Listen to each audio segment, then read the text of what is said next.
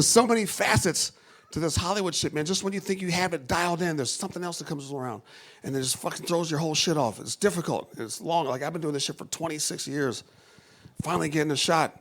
But it was like my wife and I were laying in bed. We were watching one of those shows, like one of those Behind the Music or E! True Hollywood Stories. We watched like 4 of them back to back, and my wife hit pause after the 4th one. She was like, holy shit, I figured out the key to success. And I'm like, what is it? And she was like, tragedy. And I'm like, what? And she was like, every one of those episodes we just watched had an element of tragedy that befell the celebrity in question. And that's where celebrity happens. You can either throw in the towel in the face of adversity, or you can use that tragedy as fuel to propel you to the next level. And I was thinking about it. I was like, holy shit, you're right. And she was like, you're right. And she was like, yeah, and you've never had any tragedy in your life. And I started thinking about it. I was like, holy fuck, you're right. I haven't had any tragedy. And so I started looking around at all the people that surround me and wondering who I'm willing to let go of to make this shit happen. And then 2 years ago, it happened. Be careful what you ask for, because it happened. 2 years ago, I went to Washington, D.C. to celebrate Thanksgiving with my family, where I'm from originally. And it gets hard for me to talk about it. I went back there, and the night before Thanksgiving, I went out drinking with my best friends that I grew up with, and I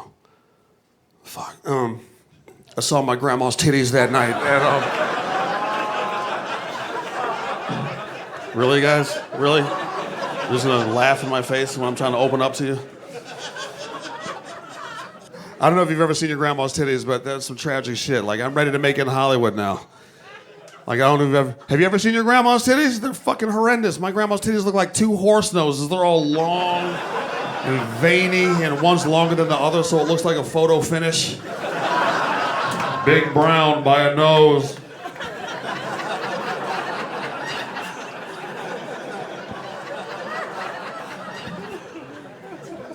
They're awful. This is how it happened. Old people get up early as shit for nothing.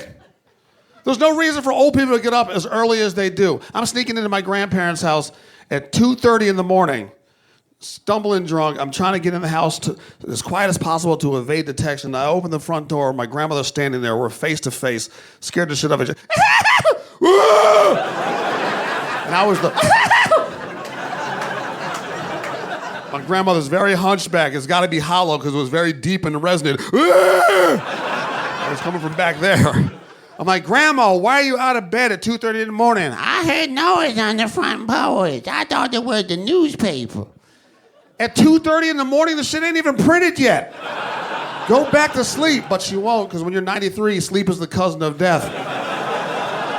So once she's up, she's up. All her friends that died in their sleep, so she ain't risking it. She has a coffee IV just shuffling around the house, mainlining Folgers straight to the vein. I got so much caffeine in my system, I can't even blink. I can't die if I can't close my eyes.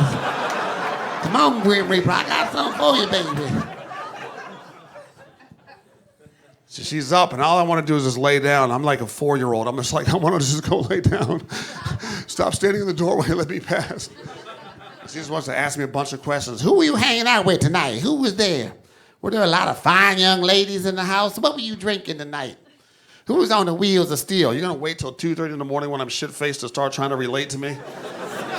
So I just had to turn the tables and start asking her a bunch of fucked up questions to make her leave me alone. Grandma, how did you let your back get higher than your head? I just wanted to lay down, and she's trying to... Why am I able to see your back in your driver's license picture? Why does it perpetually look like someone's standing behind you? And probably the most fucked up question I asked, well, what are we supposed to do at the funeral when you won't lay down in the casket? I'll be telling the funeral director, we don't need the pillow. We're saving that $25. Take that pillow out of the fucking... She hasn't touched the pillow in 17 years. They're gonna be like, we're gonna have to comb her wig to the back and put her arm up on the side. We can't close the casket right now. Just make it look like she's in a convertible.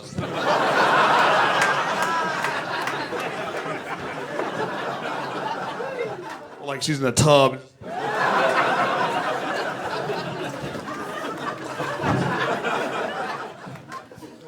All I want to do is just lay down. I'm the type of drunk that I just want to kick my shoes off and fall face first into the pillow and just knock out. And that's where I am. I kick my shoes off, I fall into the pillow, and I'm about to pass out, and everybody's been there where you're in that little ethereal state of being half awake and half asleep, and you hear something that startles you awake, but you can't tell if you really heard it or dreamt that you heard it. Isn't that the scariest shit in the world? Especially when you're home alone and the house is locked up tight. You're passing out, almost asleep, and then you hear something.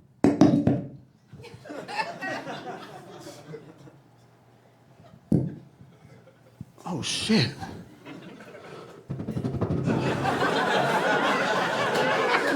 Is there someone in my house?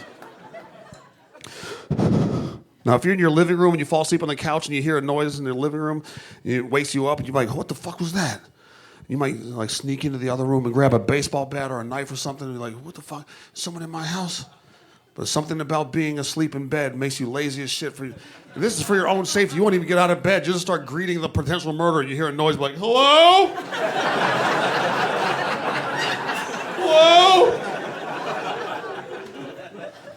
Has that ever stopped a murder from happening? Like the murderer's coming through the house with a knife and he hears a, hello? Yeah? I was gonna stab the shit out of you, but I'm a sucker for a warm salutation. That greeting was warm as hell. So anyway, that's where I am. I'm passing out. And I hear this shit I've never heard before. If you've ever spent the night with old people, you know they gotta get rid of this phlegm. They gotta hack up these chest clams. They gotta get rid of them. These throat oysters gotta get out. After a night of Jaeger bombs, not the best time to hear this for the first time. I'm passing out, I'm half asleep, and all of a sudden I hear.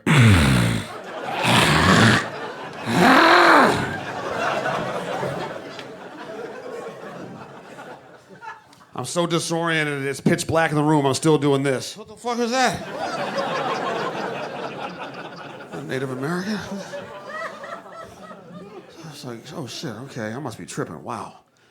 So I put my head back on the pillow. As soon as my head hit the pillow, it started right back up.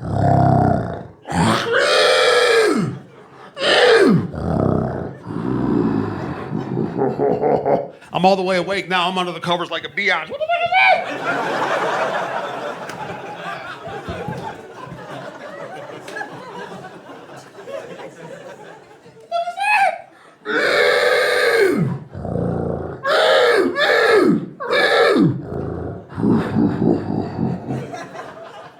After like 4 or 5 minutes of nothing happening, my fear started turning into anger, and now I'm getting mad. Who the fuck is watching Jurassic Park at 2:47 in the morning? Turn it down! I kick the covers off, stumble out into the living room to turn the TV down, if not off. And when I get out to the living room, the TV's already off. And that scared the shit out of me. That told me whatever's making those noises is in the fucking house.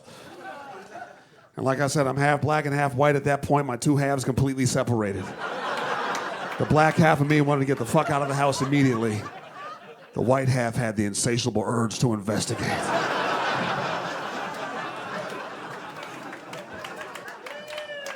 And the white half won.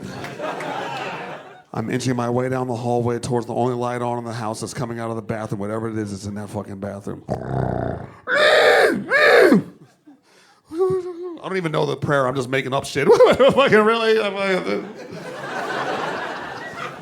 peek around into the bathroom. I see the most horrifying, gruesome, macabre shit I've ever seen in my life. I see my grandmother standing in front of the sink wearing those horrible orthopedic support compression stockings from the hospital. She's wearing those.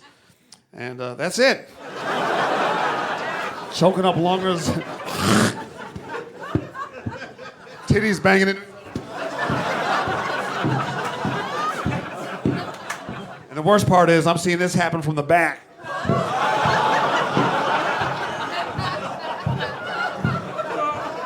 The longest, gnarliest titties banging off the saddest ass cheeks I've ever seen in my life. Every time they're swinging back around the front, they're grazing the sink. It sounds like a full court basketball game. For threes. From downtown. He's heating up. I couldn't take it anymore. I'm like, Grandma! I guess I scared her, startled her. She did a 180 and almost took me out with the titties. Ah, who's that? I was drunk, but I moved quick. Like I said, one titty's just lower than the other one, so I had to matrix the first titty. I had enough time to get my timing down to double dutch the second one. Just dragging across those tiles. Now she's just standing there looking at me. I'm like, Grandma, close the door. I'm sorry, baby. Is the light bothering you? Initially, no. And now that I'm looking at those illuminated fun bags, yeah, kill the lights. They're awful, like grapefruits and tube socks. You look like a pro hacky sack player every time you go up the steps.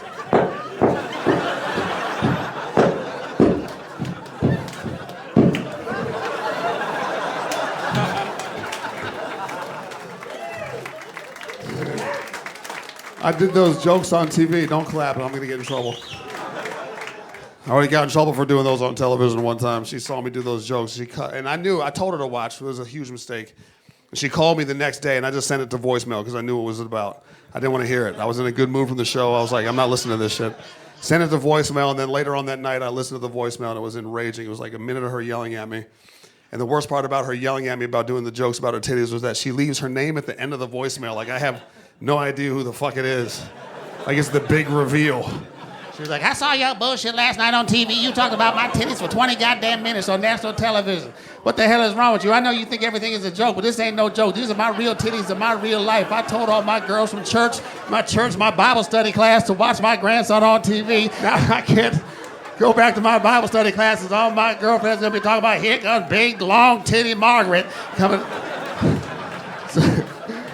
You talk about my titties for 20 goddamn minutes on national television. You need to knock that off, leave my titties in my blouse and not in your routine. And you better call me back and let me know you got this message. This is Grandma, by the way. Followed by her signature hang up, which is another minute and a half of her trying to hang up the phone. Call me back. This Grandma, by the way.